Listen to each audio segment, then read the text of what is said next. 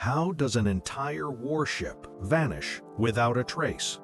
How can 645 men disappear into the ocean without a single survivor or distress call? And why did it take nearly 7 decades for the truth to finally surface?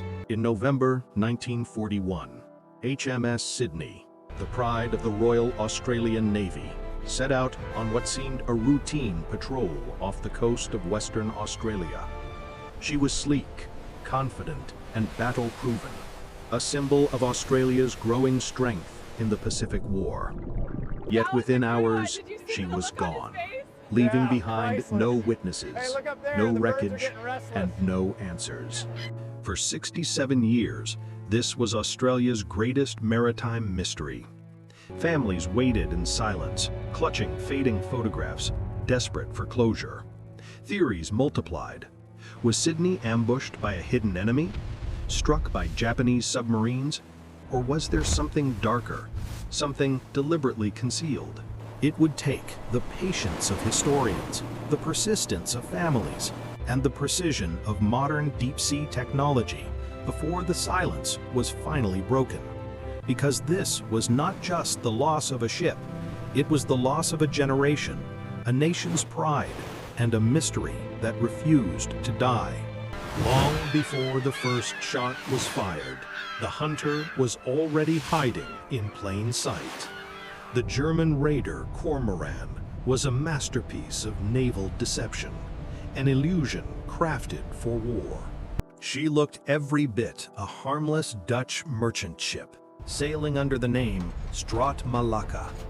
But beneath that calm exterior, her steel skin hid a wolf's arsenal. Behind false cargo hatches and concealed panels waited 6 5.9-inch guns, 2 torpedo tubes, and batteries of light weapons, enough firepower to cripple any cruiser foolish enough to come too close. At the helm was Captain Theodor Detmers, only 38 years old, the youngest of Germany's commerce raider commanders. He was sharp, disciplined, and fully aware of how much psychology could decide a battle. Detmers didn't rely on speed or armor. He relied on human nature. He knew Allied doctrine required any suspicious ship to be approached, challenged, and identified before engagement. In those few minutes of trust and procedure, Kormoran could transform from a silent merchantman into a weapon of ambush. Disguised raiders like Kormoran were Germany's secret ocean predators. Their mission wasn't to fight fleets, but to spread fear and confusion, forcing the Allies to scatter their warships across endless seas, chasing ghosts. By late 1941, dozens of Allied cruisers and converted liners were chasing phantom raiders that might not even exist. Detmer's ship, operating deep in the Indian Ocean, was one of the most successful of them all. Her decks were painted dull gray, her cargo holds loaded with props, empty barrels, crates, and fake lifeboats, all part of the mask. Even her radio call sign and crew behavior were rehearsed to perfection. To an unsuspecting warship's binoculars, she was nothing more than another civilian trader. But Detmers and his men were playing a deadly waiting game. Their strategy depended on patience, waiting for the right silhouette to appear on the horizon, the right commander to make the wrong decision. And on that fateful day in November 1941, their trap would finally find its prey. On the afternoon of November 19, 1941, the horizon off Western Australia shimmered in a haze of gold and salt. Through that light, HMAS Sydney sighted an unidentified vessel, a shape that appeared harmless, a lonely merchantman adrift on a calm sea. For Captain Joseph Burnett, it was routine protocol: identify, confirm, and move on. But nothing about this meeting would be routine. As Sydney altered course and reduced speed, signal flags rippled against the wind. The cruiser sent the coded challenge: identify yourself. Moments later, Confirm the her reply identity fluttered and up from the intentions. stranger's mast. PKQI, the call sign of the Dutch freighter Strat Malacca. The deception was flawless. But below the false deck plates of the German raider Kormoran, men waited at their stations, hands on triggers, eyes fixed on the narrowing distance. Detmers' strategy was simple: draw the prey close enough that escape would be impossible. Every minute bought with polite silence was a minute closer to destruction. For almost 30 minutes, the two ships circled each other in a dance of suspicion and control. Sydney repeated her signal demand.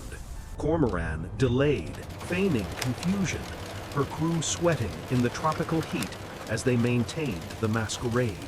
Protocol demanded that Burnett close in to verify the identity visually. It was a fatal act of discipline. At less than a mile apart, the warship and the raider faced each other, the silence between them charged with imminent violence. Burnett gave one final signal. Detmers responded with practiced calm. Then, with terrifying precision, Kormoran hauled down the Dutch colors and ran up the German war ensign. Hidden gun ports dropped open, torpedo doors clanged.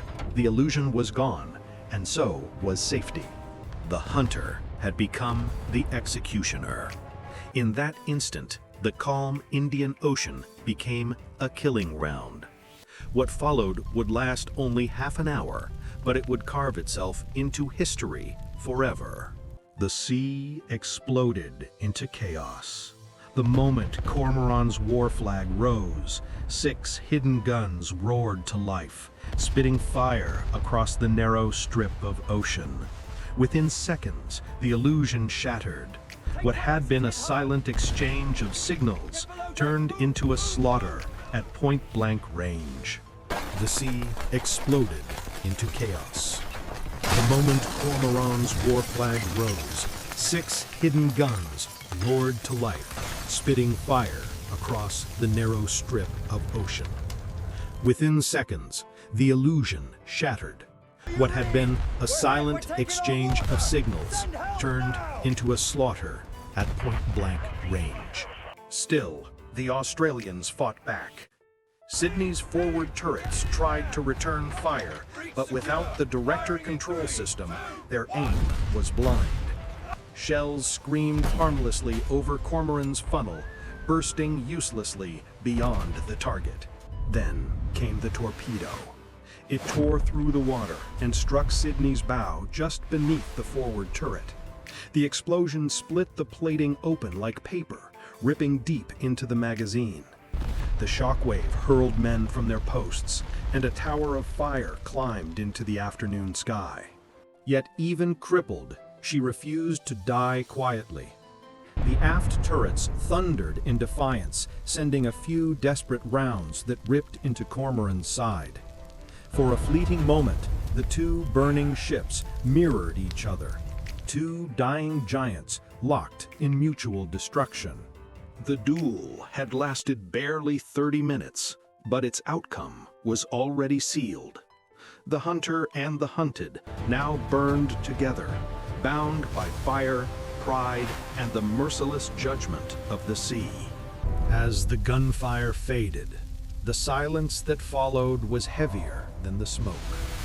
The two ships drifted apart, each mortally wounded, each paying the price for a 30-minute storm of fire.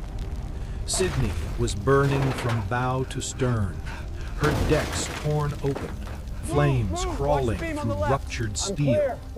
The once proud cruiser now moved like a ghost, her hull glowing red in the dying light. Aboard Kormoran, Captain Theodore Detmers watched through the haze. His ship, too, was dying, her engine room destroyed, fire spreading toward the mine hold. He gave the order to cease fire. For a moment, the ocean fell still, except for the crackle of burning fuel and the distant cries of wounded men. At 5:45 p.m., Sydney turned south, limping away, her aft guns still spitting weak bursts of fire into the dark. Witnesses aboard Kormoran saw her silhouette fade into the horizon, the glow of her flames lingering long after she vanished from sight. To them, it seemed she might survive, but she would never be seen again.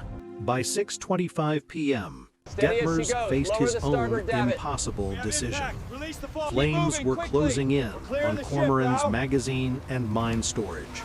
To stay aboard meant certain death. He ordered abandon ship. Men climbed down ropes and launched lifeboats into a sea slick with oil and ash. Hours later, at midnight, the raider exploded, its fiery core ripping open the night before sinking beneath the waves. 317 of Kormoran's crew survived to tell the tale. None of Sydney's 645 men ever returned. The Indian Ocean claimed them all. No lifeboats, no bodies, no wreckage.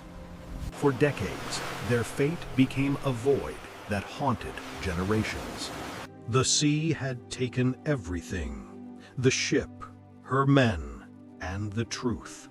For 67 years, families would look toward the western horizon, wondering where their sons had gone. The ocean had become both their grave and their secret keeper. For 67 years, the ocean kept its silence. Generations of Australians grew up with the same unanswered question: what truly happened to HMS Sydney? Theories filled the void, but the sea does not trade in rumors. It keeps its truths sealed in steel and salt until the time is right. That time came in March 2008. Leading the search was David Mearns, a marine explorer known for finding the unfindable. Using German coordinates and wartime records, his team began scanning the seabed off Shark Bay, a region so deep and vast it had swallowed ships whole. Each sonar ping was a heartbeat of hope, echoing through 2.5 kilometers of darkness. Then, at 11 a.m. on March 17, 2008, the silence finally broke. The wreck of Sydney appeared on their screens, upright on the seabed, almost majestic in death. Her bow lay 500 meters away, torn clean from the main hull. The sea had preserved the evidence perfectly. The forward magazines were gone, the bridge obliterated, and the turrets locked forever in silence. Every impact, every rupture matched the accounts given by Kormoran survivors in 1941. What the sea had hidden, it now confirmed. Sydney had died fighting, struck down in a sudden, brutal ambush. In the end, the ocean was the only witness, and the only one who told the truth. Steel, silence, and the scars of battle spoke louder than any rumor. The mystery was over. Months after the battle, in early 1942, a single Carly life raft drifted onto the shores of Christmas Island. Inside lay one body, unidentified, unclaimed, and silent.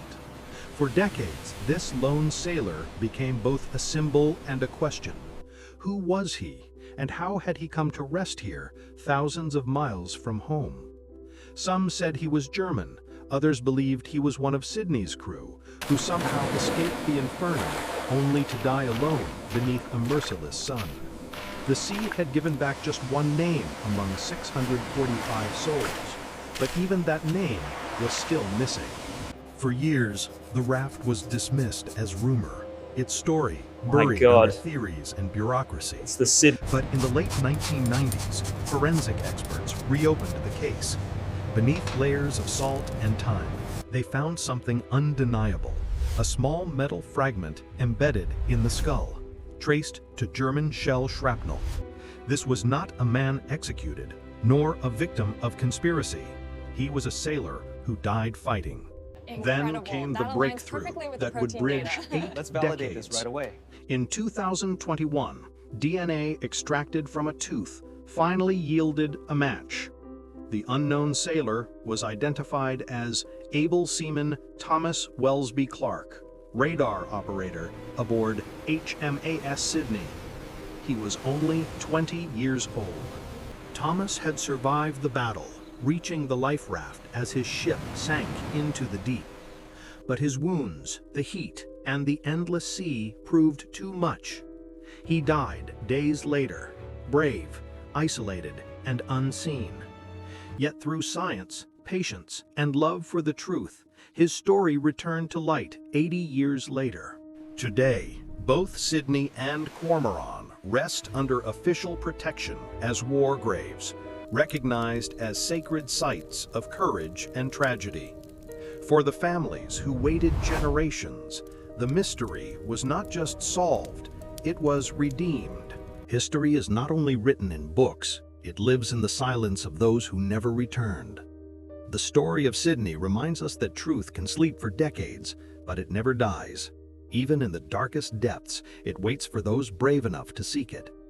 Thomas Clark's name surfaced from the abyss not by luck, but by human persistence, the same kind that turns grief into remembrance and loss into legacy. So if this story touched you, share your thoughts below. Tell us what you feel when courage meets tragedy and when the sea finally gives back its secrets. Don't forget to subscribe to War Remaining for more forgotten stories that deserve to be remembered, because every ship, every soul, and every truth still waiting beneath the waves has something to say.